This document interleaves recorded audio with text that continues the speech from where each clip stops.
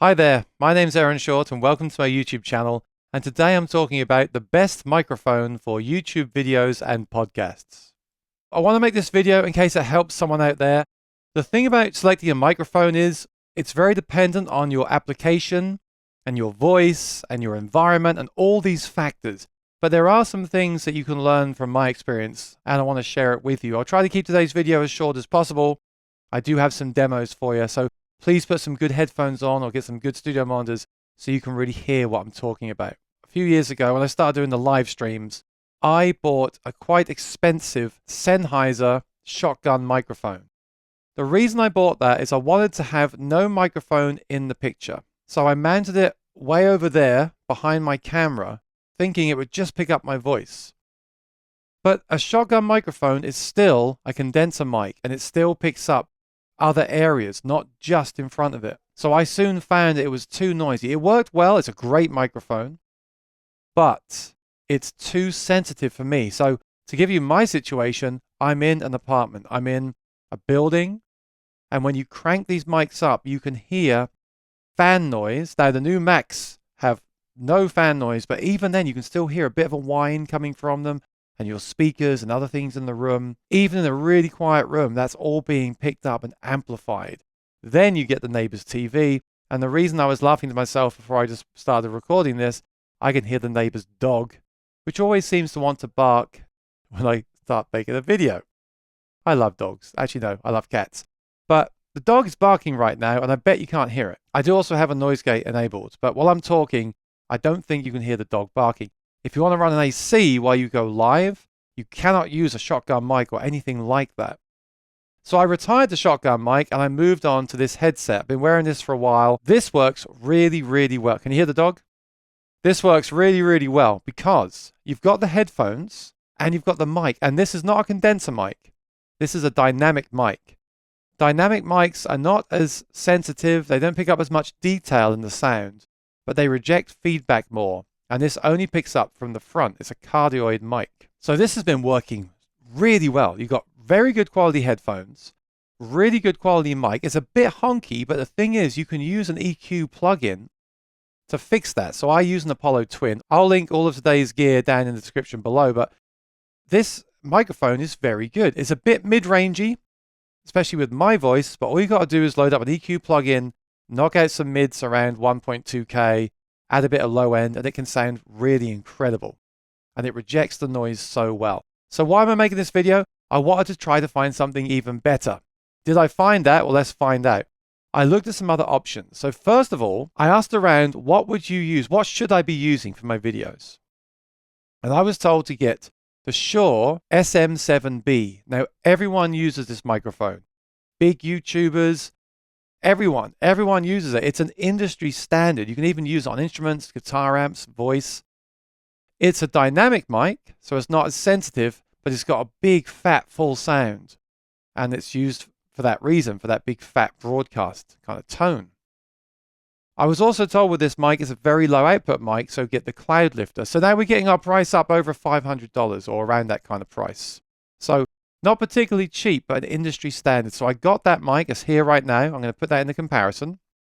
And then one more, a mic I already owned, is the big U87 AI Neumann. I invested in this a few years ago, thinking that it can just be my one and all amazing quality microphone.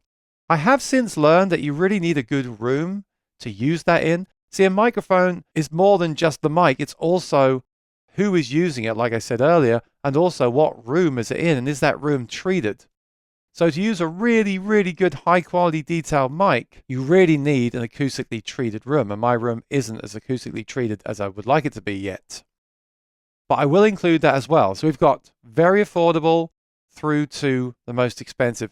And I also found a mic made by AudioTechnica, which is just the mic, thinking I could use that with my in-ears to lose the headphones. So we'll see how that sounds as well. And that is the cheapest. So I'm going to play you the videos from cheapest to most expensive. Take a listen. See which one you think is the best. I've turned off all my plugins for these, so you're just hearing the raw mic straight into my Apollo Twin. I am going through the Cloudlifter just because it's here. On all the dynamic mics, I'm using that. It doesn't work on the condenser mics, but I'm using that. I don't really need it. the Apollo Twin already has a lot of gain, is very high quality, has great preamps. So let's listen to these and I'll tell you what I think when we come back. Here we go. The quick brown fox jumped over the lazy dog. The quick brown fox jumped over the lazy dog. Testing 1 2 3. Testing 1 2 3. Testing 1 2 3. Testing 1 2 3. The quick brown fox jumped over the lazy dog.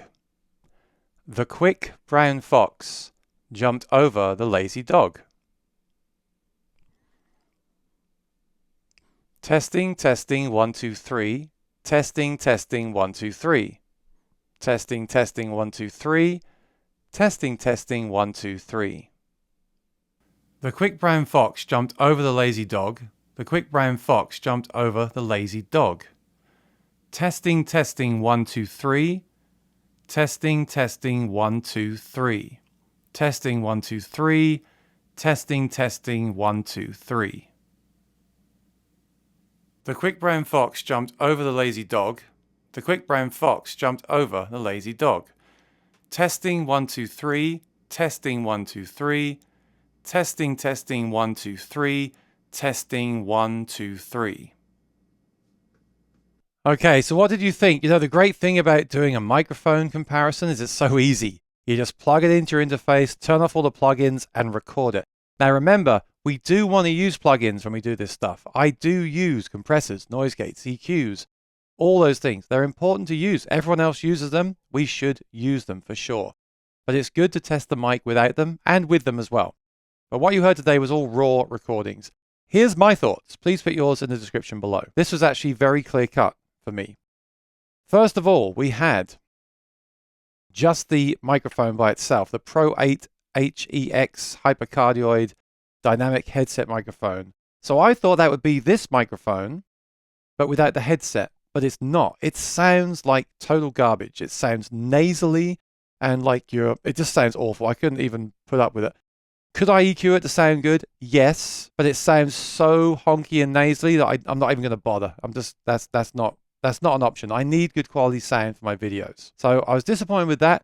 If I could find just this microphone by itself, I would use it with in-ears to eliminate the headphones. But then again, that's more hassle. This is so easy. You put the headset on and you go. And I think it looks fine, right? Looks like I'm flying an aircraft, and I think that's kind of cool. Anyway, on to the next one. The next recording was this headset. I think it sounds great. In isolation, and like I'm hearing it right now, it sounds awesome. I think it's underrated. A lot of reviews I've read say the headphones aren't that great, and I love it. The headphones sound great to me. The mic sounds great to me. It rejects the most background noise of everything I've used today because it's so close to my mouth. It's affordable. It's available. I think I really love this headset. I think this is great. If you're starting a YouTube channel, just get one of these and you're good to go. Awesome. And then with a bit of EQ, just taking out some of that mid-range and boosting the low end, you can get a really fat sound like you get from the next example, which was the SM7B. Now, let's just stop the clock here for a second. The SM7B does sound fantastic. It's got that fat broadcast sound. It really, really does. It looks cool too. It's very well made. It's a bit more money, but it's just a mic, no headphones. Do you need the Cloudlifter? With this one, I think you probably do. It's very low output, but there's still more background noise than this one has. And you've got to sit on the mic. Whereas with this headset, I can walk around, I can move anywhere, and the sound doesn't change. I love that so much. So if I had a completely silent room and I was sitting doing a podcast and didn't need to move around, I would use the SM7B. It really is the best sounding out of the box microphone. It's definitely worth checking out. But it still has a noise floor because it's still not as close as this can be. Well, you could get very close to the SM7B, but you'll be right on top of it. And if you move, it's going to change the tone. Whereas this one is always going to be the same. I love that so much. Finally, because I own one, because I have one, the 87 AI. Now, I was told this is the wrong choice for podcasting, but actually, I don't think it sounds much different to the SM7B. It's a bit harsher, but again, you can EQ that out. So the SM7B is just really overly warm and fat sounding, which is why people like it, I'm sure. The Neumann, the 87 AI, is probably a bit more accurate, but I can hear the detail and there's not much more noise floor despite it being a condenser, a large condenser, versus the dynamic Shure. So if you own a U87AI, I don't think it's worth buying the Shure unless you just want that out of the box fat sound. You can just EQ the 87AI, as you should be able to, because that microphone costs about 10 times the price, or 7 times the price, right? It's a lot more expensive. What have I concluded here? I think for most people, if you're okay with the look of this headset, you should get this headset for your videos, your podcasts. It's so convenient. It's so quiet. The fact that you can have that dog barking outside and have the AC running and still do a podcast is mind-blowing and so cool. And everything is in one, ready to go. Just plug it into your interface and go. If you want to spend the money, if you have an acoustically treated quiet room, the SM7B does sound fantastic out of the box. I see why people use it now. I'm glad I got to try one out. And if you definitely have a treated room with no noise, something like the 87AI Neumann is obviously amazing, but it's way above a lot of budgets. That kind of price, you can get a lot of nice microphones for your toolbox. So you've got to really want that mic to buy it. And I'm not sure I really needed it myself based on how often I use it and the room I'm in.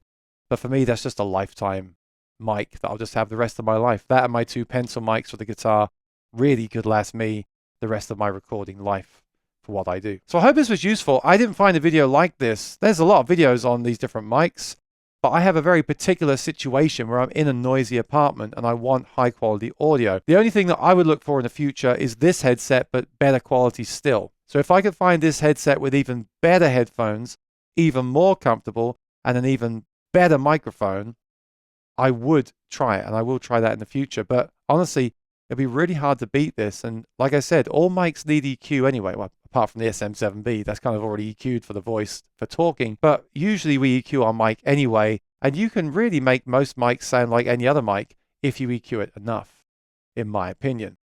It's just nice when you don't have to because it sounds very good out of the box. So this is a bit mid-rangey. I'm going to EQ it for my future videos. And I really, really recommend this headset. But like I said, you heard the recordings. Which was your favorite?